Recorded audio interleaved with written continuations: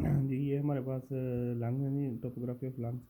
हमने देखना है कि लंग्स कहाँ पे है, किस लेवल के लाइन लाइन पे और ब्राइटर फ्लोर है। इससे हमें इंजरी का पता चल जाएगा। अगर मिड क्लेविकुलर लाइन पे 6th रिब तक इंजरी हुई है तो लंग उसमें जाएंगे, और अगर 8th रिब में हो गई है तो इसका मतलब ब्राइटर फ्लोरा जाएगी। अगर मिड एक्सिलरी लाइन में 8th रिब में हुई है तो हमारे पास लंग्स जाएंगे, 10th रिब तक ब्राइटल फ्लोरा। पैरावर्टिब्रल लाइन में 10th रिब तक लंग्स जाएंगे और 12th रिब तक हमारे पास जो प्राइटर फ्लू आ जाएगी। ये हमारे पास कुछ सेल्स हैं, उनके फंक्शन एल्वियोलर माइक्रोफेजेस, जिनका काम होता है कि इन्होंने जो डेब्रस होता है उनको खाना वगैरह होता है। और अगर हमारे पास इनको इंजरी हो जाए तो हमारे पास नमूनिया वगैरह हो सकता है। उसके बाद टाइप 1 न्यूमोसाइड्स आपको पता है कि एपिथेलियल बनाते हैं, ARDS हो जाता है। टाइप 2 में सर्फेक्टेंट बनाते हैं, इसकी वजह से न्यू ब्रेन की जो प्रीम छोटी सिंड्रोम होती है वो हो जाती है। सिलिएटेड सीलिया होते हैं, ये हमारे पास सिस्टिक फाइब्रोसिस और कार्डियन में इफेक्टिव होते हैं। क्लब सेल जो से होते हैं ये हमारे पास रिपेयर का काम करते हैं, लेकिन जैसे ही जो बंदा सिगरेट पीता रहता है उसके क्लब सेल ख़राब हो जाते हैं और COPD हो जाता है। गोबलेट सेल म्यूसिन प्रोड्यूस करते हैं, इसकी हाइपर सेक्रीशन हो जाती है। गोबलेट मेटाप्लेजी और हाइपर सेक्रीशन हो सकती है COPD और अस्थमा में।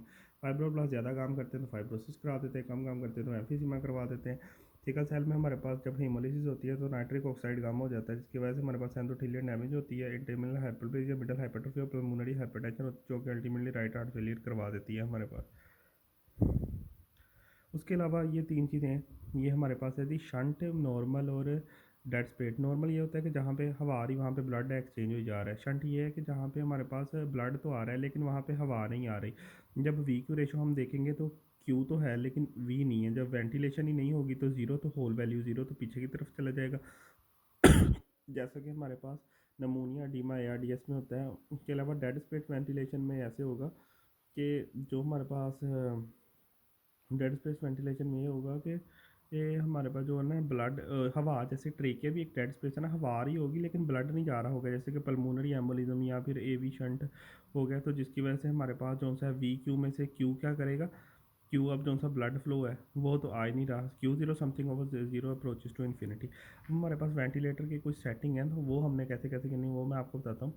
वैसे तो वैसे ये नॉर्मल एबी चीज़ हमारे पास ये होती हैं कि 7.35 to 4.5, लेकिन जब हम वेंटिलेशन करते हैं तो हम इनके कुछ चेंजेस को भी एक्सेप्ट कर लेते हैं। जैसे कि ऑक्सीजन अगर वेंटिलेटर पे बंदे की 60 to 90 है तो वो नॉर्मल है। सेचुरेशन 88 to 95 हम नॉर्मल कंसीडर करते हैं। पर कार्ब हम इसमें परमिसिव हाइपरकैपनिया होने देते हैं। मतलब नॉर्मली हम 30 45 कार्बन डाइऑक्साइड एक्सेप्ट करते हैं, लेकिन यहाँ पे हम 45 to 55 करते हैं। पीएच हम 77.25 तक नॉर्मल क्या वो एक्सेप्ट कर लेते हैं, वैसे कि 7.35 to 7.45 होता है। जो सेचुरेशन है वो 95 to 99 नॉर्मली हम एक्सेप्ट करते हैं, लेकिन यहाँ पे हम 88 to 95 भी कर लेते हैं। अच्छा, जब भी आपने ज़्यादा देर के लिए वेंटिलेटर यूज़ करना है तो उसमें FiO2 के लेवल नहीं बढ़ाने आपने। ऑक्सीजनेशन को ज़्यादा करने के लिए पॉजिटिव एंड एक्सपायरेटरी प्रेशर बढ़ा लेना है। अब ऑक्सीजन चेंज होती है FiO2 और positive and expiratory pressure. FiO2 60% से कम होना चाहिए। पॉजिटिव एंड एक्सपायरेटरी प्रेशर जो हमारे पास ये 6 to 8 ml/kg होना चाहिए। जो कार्बन डाइऑक्साइड है ये चेंज होती है टाइडल वॉल्यूम और रेस्पिरेटरी रेट के साथ। उसके बाद ये लिखा हुआ है हमारे पास में पॉजिटिव एंड एक्सपायरेटरी प्रेशर। जब पॉजिटिव एंड एक्सपायरेटरी प्रेशर होता है कि हम उसमें पॉजिटिव प्रेशर देते हैं जिसकी वजह से एल्वोलाई खुले रहते हैं, और जब वो कोलैप्स नहीं होते तो उसकी वजह से जो उससे गैसों एक्सचेंज है वो हमारे पास बेहतर हो जाता है। इसमें हमारे पास एडवांटेजेस ये है, कोलैप्स नहीं करेंगे, ऑक्सीजनेशन बेहतर, गैस का एरिया बेहतर, फंक्शनल रेजिडुअल कैपेसिटी क्योंकि ज़्यादा खुल गए ना तो हवा ज़्यादा जा सकती है, तो फंक्शनल रेजिडुअल कैपेसिटी भी ज़्यादा हो जाती है। इसके अलावा हमारे पास आ जाता है जी कॉम्प्लिकेशन। अब देखें आपने पॉजिटिव एंड एक्सपायरेटरी प्रेशर बहुत ज़्यादा कर दिया तो जिसकी वजह से वो फट सकता है या उसको ट्रॉमा हो सकता है, जिसकी वजह से सडन शॉर्टनेस ऑफ ब्रेथ हो सकती है। अगर तो एल्वोलाई फट गया और हवा लंग में जाना शुरू हो गई है तो हमारे पास न्यूमोथोरेक्स हो सकता है। न्यूमोथोरेक्स कैसे प्रेजेंट करेगा पेशेंट, जो है वो हाइपोटेंशन के साथ और मीडियस्टाइनल शिफ्ट के साथ आ सकता है। इसको हम टेंशन न्यूमोथोरेक्स कहते हैं और इसका इमीडिएट ट्रीटमेंट नीडल डिकम्प्रेशन होता है। अच्छा, non invasive positive pressure ventilation के कुछ कासेस होते हैं जहाँ पे हम इसको ना इस्तेमाल कर सकते हैं, जहाँ पे इनका बड़ा यूज़ है। COPD, कार्डियोजेनिक पल्मोनरी एडीमा, एक्सर्सिबेशन मतलब रेस्पिरेटरी फेलियर पोस्ट हाइपोक्सीमिक या ये, और इसके अलावा ये अर्ली एक्सट्यूबेशन भी करता है।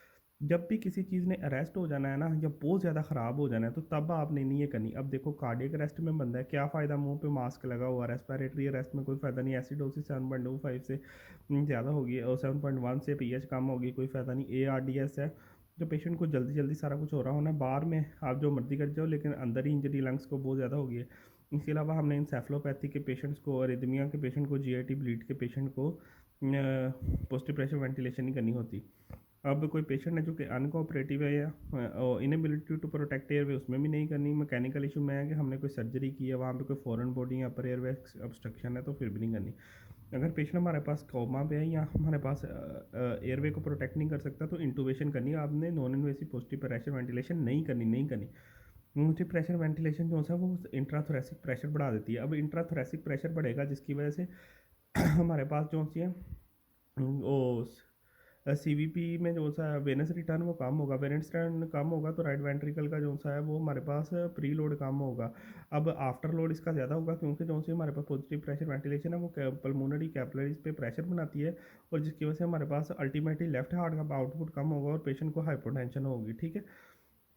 इसके अलावा पॉजिटिव प्रेशर वेंटिलेशन जो सी होती है, जब हमारे पास हमने पॉजिटिव प्रेशर वेंटिलेशन भाई हो रही है, मुंह पे मास्क लगा हुआ है, अब जाई जानी जिसकी वजह से हमारे पास ना नेज़ल म्यूकोसा ड्राई हो जाता है और एपिस्टैक्सिस भी हो सकती है। इसलिए ना हम थोड़ी सी ह्यूमिडिफाई भी अंदर अंदर देते हैं ताकि पेशेंट को एपिस्टैक्सिस ना हो। ये जो मैंने आपको वहाँ पे बताया था, जो राइट वेंट्रिकुलर प्रीलोड कम ज़्यादा, लेफ्ट वेंट्रिकल प्रीलोड कम। अच्छा, ये मीन आर्टीरियल प्रेशर कम होता है। मीन आर्टीरियल प्रेशर ऐसे है कि ये एओर्टा पे प्रेशर बनाता है, जिसकी वजह से हमारे पास वो सिग्नल जाता है बैरोरिसेप्टर को, वो कम कर देते हैं। लेफ्ट वेंट्रिकुलर आफ्टर लोड इसमें कम होता है।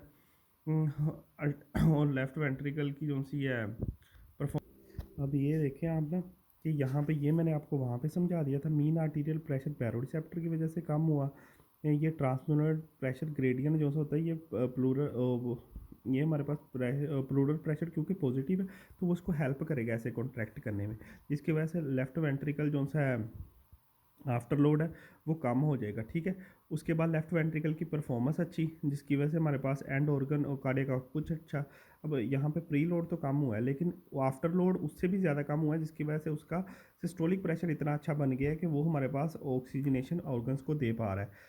इसके बाद एंडोट्रेकियल इंटूबेशन हमने बहुत ज़्यादा आगे नहीं लेके जानी होती है। अगर आगे लेके जाएंगे तो वो राइट में चल जाएगी, जिसकी वजह से जिस उस साइड पे तो सही साथ मतलब आएगा और वो ज़्यादा आएगा, तो यहाँ पे हमारे पास होगी नहीं, एसिमेट्रिक चेस्ट एक्सपेंशन होगी। और दूसरी साइड पे जहाँ पे वो मतलब राइट में एंटर होगी, लेफ्ट में हमारे पास ब्रेथ साउंड भी कम हो जाएंगी।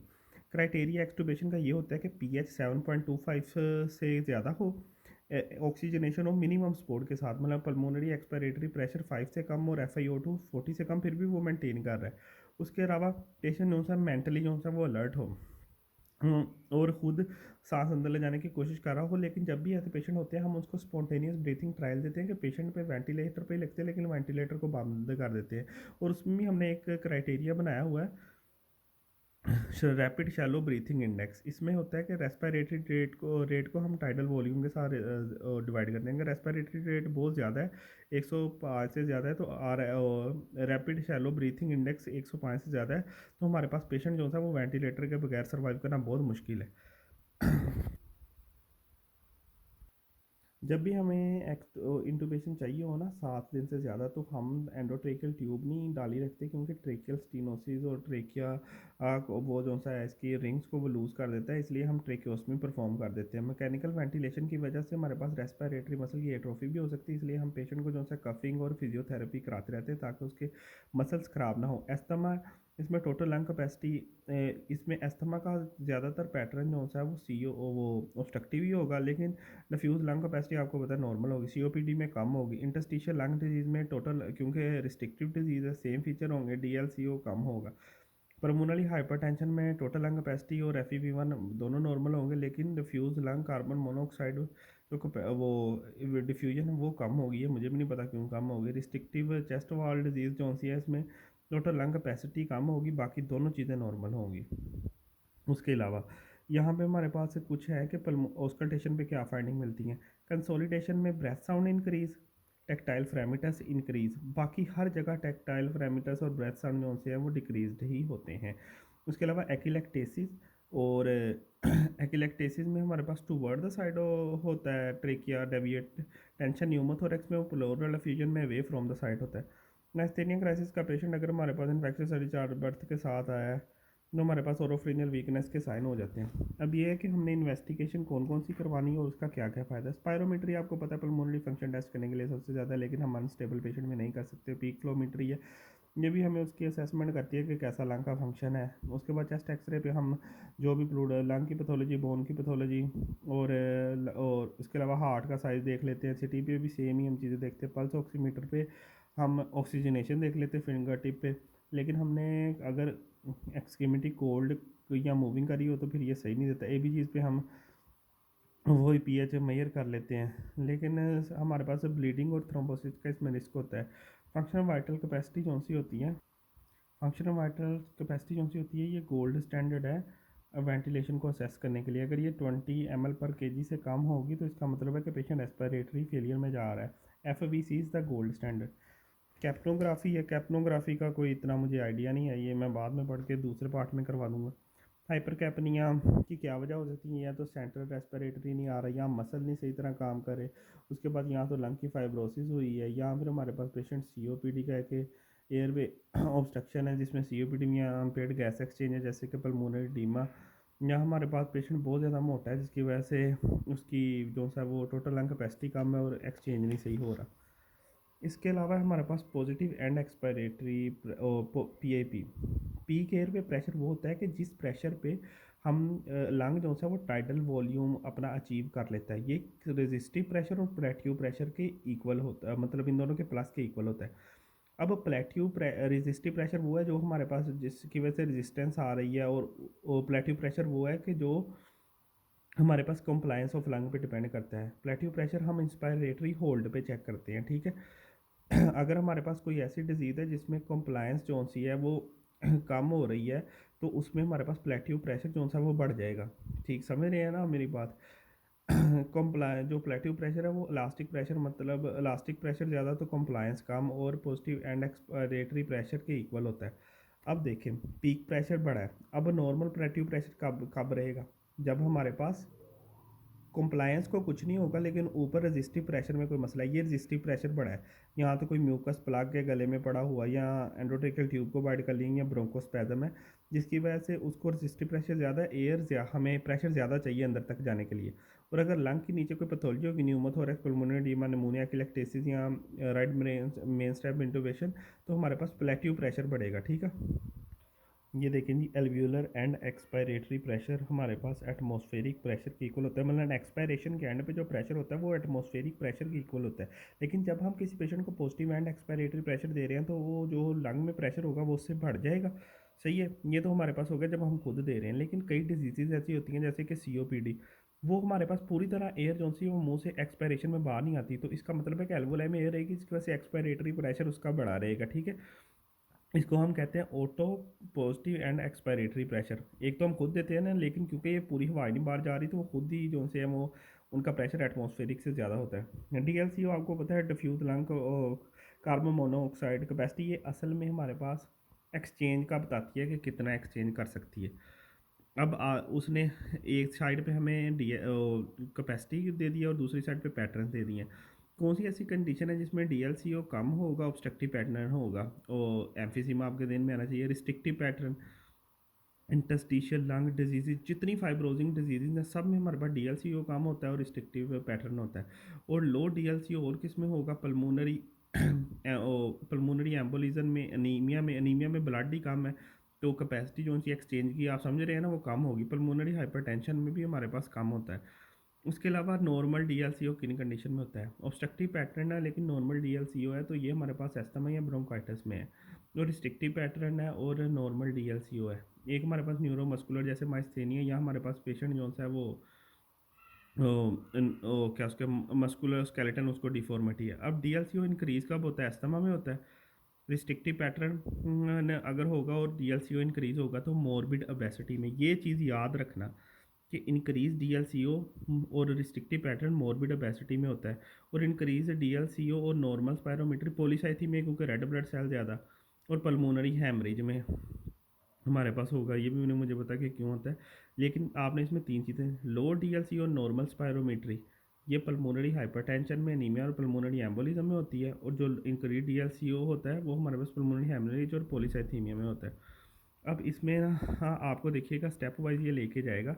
सबसे पहले हमारे पास है कि पीएईओ2 कम हुई है। पीएईओ2 एटमॉस्फेयर में कम होती है। जब एटमॉस्फेयर में कम है तो एल्वल ए ग्रेडिएंट में कोई चेंज नहीं आएगा, ऑक्सीजनेशन से हमारे पास बंदा इम्प्रूव हो जाएगा। उसके बाद हमारे पास है कि हाइपोवेंटिलेट कर रहा है पेशेंट, हाइपोवेंटिलेट पेशेंट कर रहा है, जिसकी वजह से मतलब ऑक्सीजन ही वो कम ले रहा है ना, तो ए ग्रेडिएंट तो नॉर्मल रहेगा और ऑक्सीजनेशन से ठीक हो जाएगा। Dead space ventilation, dead space का मैंने आपको बताया था ना कि वेंटिलेशन हो जा रही है लेकिन ब्लड फ्लो नहीं है। जब ब्लड फ्लो नहीं है तो ए ग्रेडियंट इंक्रीज हो गया, क्योंकि आर्टरीज में ब्लड नहीं ना आ रहा, तो ऑक्सीजनेशन से इंप्रूव हो जाएगा। उसके बाद शंट है, शंट में भी सेम सा भी होता है, ब्लड ही नहीं वहाँ पे ब्लड डिफ्यूजन लिमिटेशन है हमारे पास, इंटरस्टिशियल डिफ्यूज़ नहीं कर रही, डब्ल्यू डिफ्यूज़ नहीं कर रही, तो हमारे पास ए ग्रेडियंट तो ज़्यादा होना है ना दोनों में, तो ये भी हमारे पास ऑक्सीजनेशन से इंप्रूव करता है। लेकिन जो शंट है ना दोनों, बेशक इंट्रा पल्मोनरी शंट हो, इंट्रा पल्मोनरी शंट क्या है, नमोनिया, पल्मोनरी एडीमा, एक्लेक्टेसिस, जिसकी वजह से हमारे पास इंट्रापल्मोनरी शंट मतलब वहाँ पे हवा ही नहीं आ रही, तो इसमें हमारे पास हम बेशक जितनी मर्जी ऑक्सीजनेशन देते हैं कोई फ़ायदा नहीं है। और जब हमारे पास हार्ट में एएसटी है, जितनी मर्जी ऑक्सीजनेशन देते हो वहाँ पे कोई फ़ायदा नहीं है। तो हमारे पास पहले आगे दो दो आप इसमें याद रखें कि अगर एटमॉस्फेयर में कम होगी, पेशेंट हाइपोवेंटिलेट करा होगा, ए ग्रेडियंट नॉर्मल, सप्लीमेंट से फ़र्क पड़ेगा। डेड स्पेस होगी, यहाँ हमारे पास डिफ्यूजन लिमिटेशन, डेड स्पेस दोनों डी से, डिफ्यूजन लिमिटेशन या डेड स्पेस होगी तो फिर भी हमारे पास उससे फ़र्क पड़ेगा। लेकिन जैसे ही शंट आता है तो कोई फ़र्क नहीं पड़ता। मेट हीमोग्लोबिनीमिया ये है कि डेप्सोन नाइट्रेट्स या एनेस्थेटिक पे पेशेंट होगा तो साइनेसिस होगी, चॉकलेट कलर ब्लड होगा। इसमें हमने ये याद रखना है कि पल्स ऑक्सीमीटर पे ऑक्सीजनेशन ये कम देगा, एबीजीज पे सेम देगा, क्योंकि पल्स ऑक्सीमीटर जो है वो मेट हीमोग्लोबिन को डिटेक्ट नहीं करता। इसके मुकाबले में जो कार्बन मोनोऑक्साइड है वो पल्स ऑक्सीमीटर उस पर सही देगा, लेकिन एबीजीज उस पर जो सी होंगी वो नॉर्मल पल्स ऑक्सीमीटर उसमें सही हमें 95 भी बताएगा कि भाई नॉर्मल है बंदा, लेकिन एबीजीज पे वो बंदा पकड़ा जाएगा। मेट हीमोग्लोबिन पे हमारे पास पल्स ऑक्सीमीटर पे बंदा पकड़ा जाता है, क्योंकि एबीजी जो सी फ्री अनबाउंड ऑक्सीजन को करती है ना, तो वो हमारे पास मेट हीमोग्लोबिन तो बाउंड ही नहीं करती, तो वो पड़ी होगी। लेकिन जो हमारे पास होती है कार्बन मोनोऑक्साइड, वो ज़्यादा बाउंड करती है ऑक्सीजन को ना, 240 टाइम उसकी ज़्यादा स्ट्रेंथ होती है, तो वहाँ पे ऐसे होगा। साइनाइड पॉइजनिंग ये होती है कि कोई प्लास्टिक की कंबस्चन हो रही है, माइनिंग, या फिर साइनाइड की सोडियम नाइट्रोस प्रोसाइड वाली जो सी मेडिकेशन ले रही है, तो उस वजह से हो जाता है। ऑक्सीडेटिव फॉस्फोराइलेशन को अफेक्ट करता है, इसमें आपने दिमाग को अफेक्ट करता है। दिमाग में क्या हेडेक, कन्फ्यूजन, एंग्जाइटी करवाता है, हार्ट में टैकीरिथमिया, टैकीकार्डिया, हाइपोटेंशन करवाता है, और चेरी रेड स्किन की डिस्कलरेशन करवा देता है। इसके अलावा एनाइन गैप मेटाबॉलिक एसिडोसिस में होती है, साइनाइड पॉइजनिंग में increase anion gap metabolic acidosis, ये बहुत पॉइंट है, ये देखना है आपने। उसके बाद स्पॉट 100% ऑक्सीजन इंट्रावेनस फ्लूइड दें, हाइपोटेंशन और वैसोप्रेशर भी हाइपोटेंशन को कंट्रोल करने के लिए। इसके अलावा जो हम मेडिकेशन दे सकते हैं वो दे सकते हैं हाइड्रोक्सी कोबालामिन और सोडियम थायोसल्फेट, ठीक है। इसके अलावा सोडियम नाइट्रेट भी दे सकते हैं ताकि हम ज़्यादा कर दें उसको, मेट हीमोग्लोबिन को। डर्मल एक्सपोजर कम करना है, अगर इंजेक्शन है तो उसको कम करना है। एंटीडोट हमारे पास इसका अवेलेबल नहीं है, विटामिन B12 वो सोडियम थायोसल्फेट हम देते हैं। रिससिटेशन नहीं करनी, सप्लीमेंटल ऑक्सीजन देनी है, एयरवे को प्रोटेक्ट करना है, इंट्रावेनस फ्लूइड देने हैं, ठीक है। ये रिस्क फैक्टर इसमें क्या होता है कि